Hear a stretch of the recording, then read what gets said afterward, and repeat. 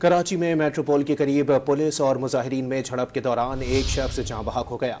डंडा बरदार मुजाहिरीन के तशद्दुद से एक एहलकार भी जख्मी हुआ। मुजाहिरीन ने पुलिस मोबाइल को भी आग लगा दी। 50 से ज्यादा अफराद को हिरासत में ले लिया गया।